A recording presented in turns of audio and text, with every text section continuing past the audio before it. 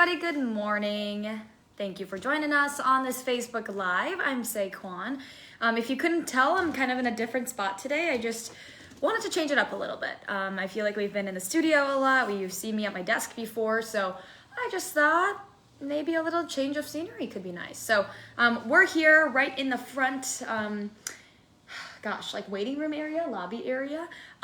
So we're just changing it up a little bit today. Not for any particular reason, just thought it would be fun. So don't forget, before we get started here and before I fill you in on some breaking news, wanted to let you guys know you can always watch this, listen to this on your own time. You can do that by visiting our InForum YouTube channel. Find us on your favorite podcast platform, and you can find us on inforum.com/podcast under the InForum Minute. If you're just joining us, good thing you are, because I'm going to fill you in on some breaking news here, but thought I'd change up the scenery just a little bit for some fun. Okay, so let's talk about that breaking news from overnight, right? We know 2 people were arrested after a report of shots fired that led to a high-speed chase. So officers were called at around 12:30 to an area of Main Avenue in Fargo, right near the Valley Veterinary Hospital. They found an SUV matching the description of the car that they were actually looking for. Now, when officers tried to stop that car, it took off at a high speed, and that's when, that chase all started with those officers. We know from police that they could see a gun inside the car at the time of the chase, but no shots were fired at the time, thankfully. We also know officers used a tire deflation device to actually make that car come to a stop, but that is actually when the people inside the car took off running. So that would be 32-year-old Tanis Shaw and 21-year-old Rose Brown, and they were caught, they were arrested for possession of controlled substances as narcotics. Now, we also know officers found 2 guns in the car. Fargo police are telling us that they are still looking for one person. That would be the driver of the SUV, 32-year-old Scott Roberts. So still kind of an active search for police this morning as they look for that driver of the SUV. We'll let you know once that person gets caught as well. All right. Right now, this is kind of sad. Friends and family are rallying around a UND student who was hit by a farm truck while he was crossing a road in Grand Forks. And we got to look at his GoFundMe page that says Hunter Bjorgard broke several bones and also suffered a brain bleed from the accident. Now, I did get some messages in today. Just wanted to put this out there during First News asking if I knew this person, Hunter. Because I went to UND, and I know of him. I know friends who know him very well. So this does hit a little bit close to home here, but we do know that his road to recovery is going to be a long one. At least that's what we're hearing from his friends this morning, and he won't be able to work for a while. If you don't know, Hunter was a kind of a workaholic in a sense. He, had to work to, help pay for college. So he was working at places like Shields, Flat Plains, and Brick and Barley's downtown. And we did check his GoFundMe page at about 5 o'clock this morning, right before we went on the air for First News. And so far, at last check, almost $40,000 were raised. So, if you're trying to figure out a way to really support Hunter and his friends and his family at this time, you can definitely find his GoFundMe link on our website, inforum.com. Also, right now, we know the FBI is getting involved in the investigation of a swatting incident at a Grand Forks High School. Last Thursday, we're learning Red River High School went into a lockdown as police were investigating a phone call for an active shooter. Grand Forks Police Lieutenant is telling us officers were at the school within just minutes. No department policies are expected to change. On the state level, just on the state level, guys, there are 5 separate crimes the offender could be charged with. Some of those include terrorizing, menacing, and reckless endangerment.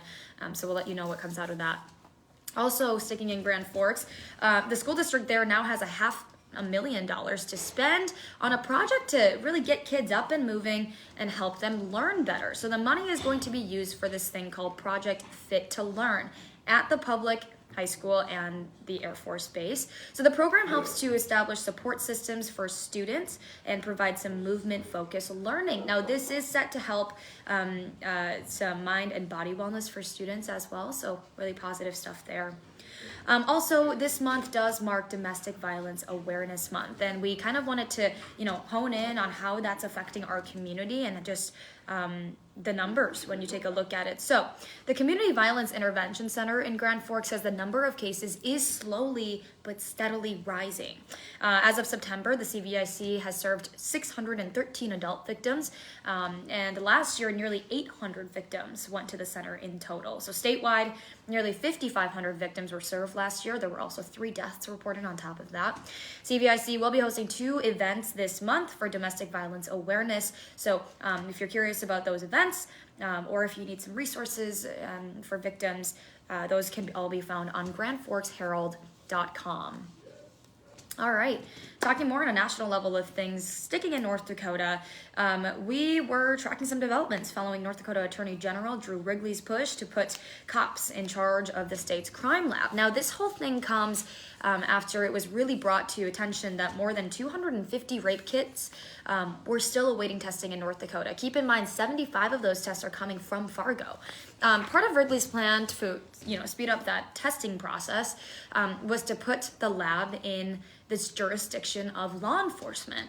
Well, now crime lab employees are speaking out against the idea, saying that it harms the independence of the lab and that this plan does nothing to address processing delays.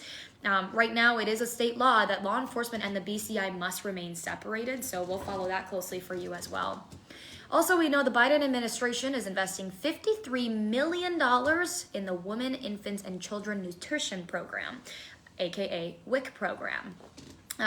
So the grant aims to beef up some outreach efforts, improve technology, and enhance the shopping experience for families in WIC.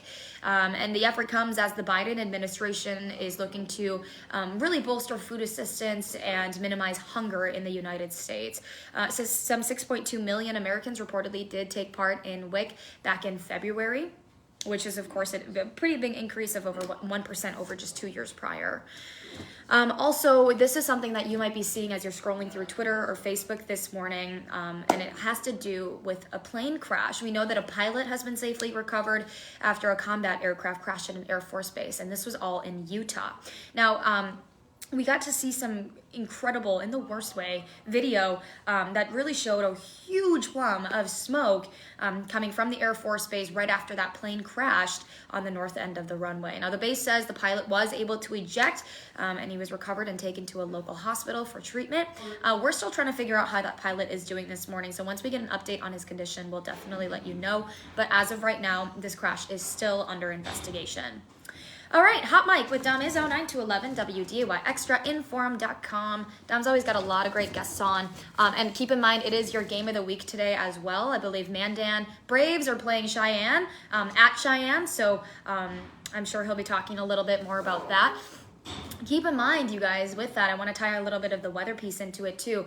Today is probably our warmest morning, as you know, we got to see on Lydia's 10-day forecast. So really, we're kind of on the upward swing when it comes to our temperatures, right? Before we plummet back down after the weekend. So great weekend for some football. If you're going out to the high school football games tonight, perfect football weather. Just, bundle up a little bit because you know how it gets a little bit chillier once the sun sets.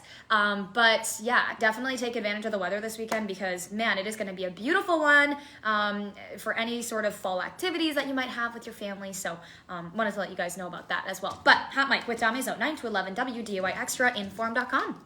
All right, and before we close this out, wanted to let you guys know, don't forget, for 99 cents a month for your first 3 months, you can get an all-access pass to InForum.com just by visiting InForum.com/subscribe. All right, as you guys know, we do have a 11 o'clock newscast now, which is usually with Becky Parker and Dylan Vogt. Today and tomorrow, I'll be filling in on the 11 a.m., so make sure you come join me and Dylan. It'll be a really, really fun time. And then, of course, our evening crews got you covered starting at 4, going to 5, all the way to 6, 9, and 10 as well. So make sure you go join our WDAY News in the evenings. All right, everybody, we will see you back here tomorrow morning on First News. Really, really exciting announcement to come on First News tomorrow, by the way. We have someone that we really want to introduce you to who is going to be joining us starting tomorrow. This is something that we've kept quiet for a little while, and now it's time to let the cat out of the bag. So hope you can join us for our fun reveal, and that way you can meet the newest edition of our team. Have a great day, everybody. We'll see you back here tomorrow morning from 5 to 7.